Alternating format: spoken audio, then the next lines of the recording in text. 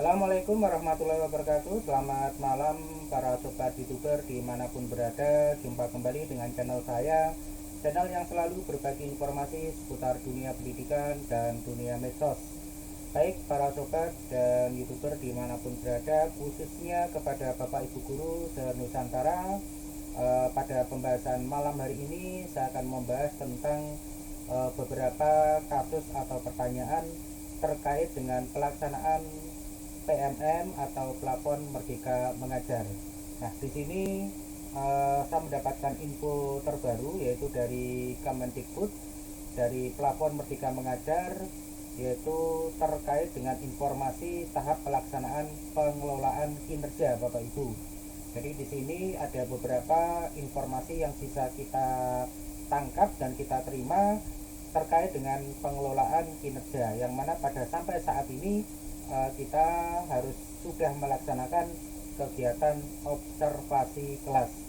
Baik Bapak Ibu, sebelum saya lanjut tentunya support dan dukung terus channel ini dengan cara klik subscribe, kemudian bunyikan notifikasinya agar tidak ketinggalan dengan video-video terbaru dari saya. Baik, sebelum saya lanjut tentunya kita dengarkan intro yang satu ini.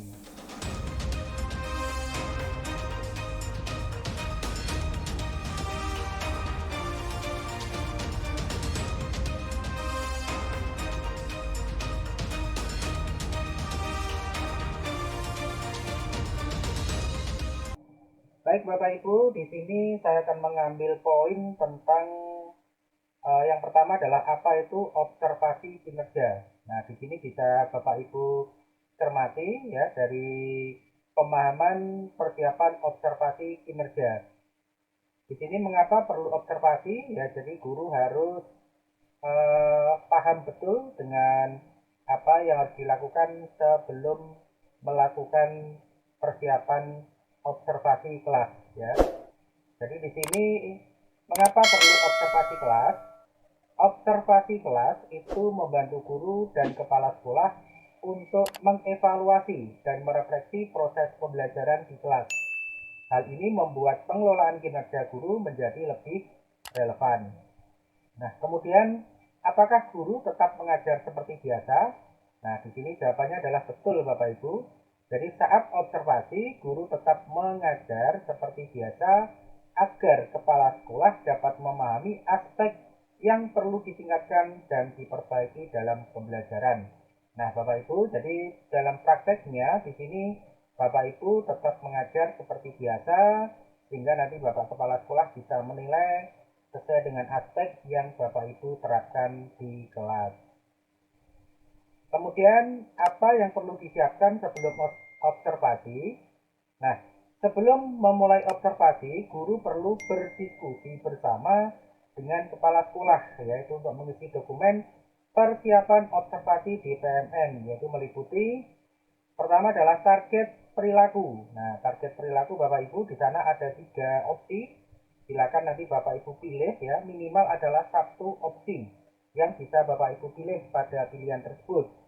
Kemudian yang kedua itu adalah upaya mempelajari. Nah, upaya mempelajari yaitu upaya yang akan Anda lakukan untuk mencapai target perilaku yang dipilih Bapak Ibu. Nah, di sana Bapak Ibu mengisi yaitu target perilaku yang akan dipilih. Kemudian berikutnya Bapak Ibu adalah menjadwalkan observasi.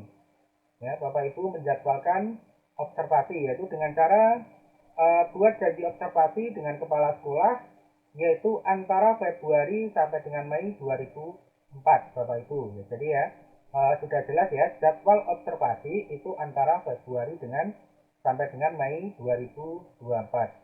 Kemudian sepakati dengan kepala sekolah ya jika ingin mengubah waktu observasi. Nah, ini tentunya ada kesepakatan dari Bapak kepala sekolah untuk menyepakati jadwal yang ingin Bapak Ibu agendakan. Kemudian berikutnya adalah unggah dokumen ya, unggah dokumen. Dokumen pendukung saat mengajar di hari observasi seperti RPP, modul ajar atau perangkat asesmen. Jadi Bapak Ibu mengunggah dokumen di PMM baik itu dalam bentuk RPP maupun modul ajar ya. Modul ajar itu adalah materi Bapak Ibu.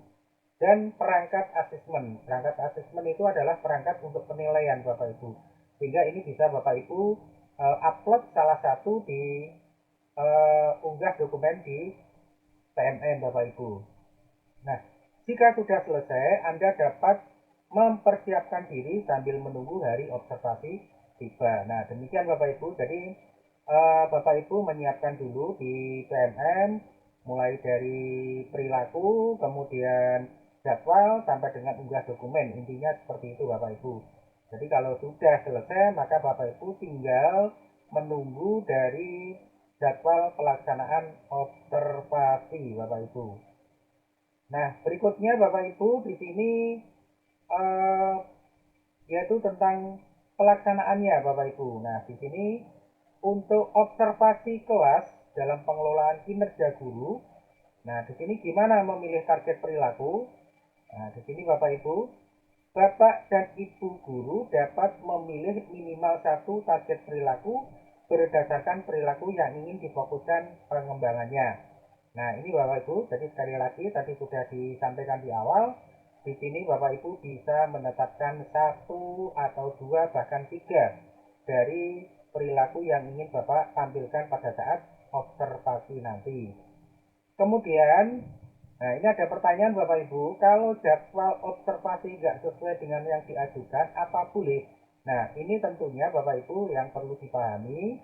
Jadi di sini jawabannya Bapak Ibu, tidak apa-apa jika jadwal observasi di kelas tidak sesuai dengan jadwal observasi yang telah diajukan melalui PMM, maka pastikan Bapak Ibu mendiskusikan perubahan jadwal dengan kepala sekolah yang akan mengobservasi untuk disepakati bersama. Nah, Bapak Ibu, jadi jadwal yang sudah ditetapkan di PMN yang sebelumnya sudah diisikan itu tidak harus sesuai dengan waktunya Bapak Ibu, jadi bisa berubah. Ya, mungkin perubahan itu bisa tergantung kondisi, ya, mungkin ada kegiatan atau mungkin ada acara yang lain, sehingga pada saat yang dijadwalkan Bapak Ibu tidak bisa melaksanakan observasi. Nah, itu bisa Bapak Ibu. Jadi bisa diatur bersama dengan Bapak Kepala Sekolah. Nah, kemudian pertanyaan berikutnya, apakah observasi kelas hanya bisa dilakukan di bulan Maret saja? Nah, ini Bapak Ibu juga ada pertanyaan. Nah, jawabannya apa? Observasi kelas itu dapat dilakukan selama periode tahap pelaksanaan di bulan Februari sampai dengan Mei, Bapak Ibu. Jadi silahkan menyesuaikan situasi di satuan pendidikan dengan mempertimbangkan proses sebelum observasi kelas Bapak Ibu. Jadi sudah sangat jelas Bapak Ibu, jadi bisa observasi itu dilakukan antara Februari sampai dengan Mei. Nah, sekarang pertanyaan berikutnya, bagaimana jika atasan saya adalah PLT Kepala Sekolah? Maka jawabannya adalah jika atasan Anda adalah PLT Kepala Sekolah, pada tanggal 16 Februari atasan Anda dapat melakukan konfirmasi data diri sebagai PLT KS di PMN. Selanjutnya Anda dapat memulai tahap pelaksanaan kinerja. Intinya Bapak Ibu, walaupun Bapak Kepala Sekolahnya itu masih berstatus PLT, maka tetap bisa melakukan pelaksanaan kinerja atau menilai observasi. Namun, Bapak Kepala Sekolah yang PLT tadi harus konfirmasi data diri sebagai PLT KS di PMM Bapak Ibu. Jadi tidak masalah Bapak Ibu. Jadi tetap Bapak Kepala Sekolah bisa melakukan pelaksanaan kinerja. Jadi seperti itu Bapak Ibu.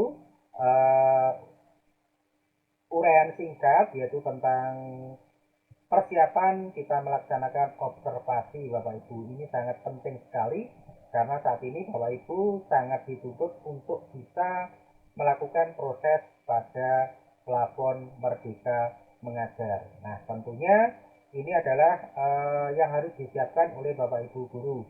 Demikian Bapak Ibu, semoga apa yang saya sampaikan bermanfaat dan bisa dipahami bersama.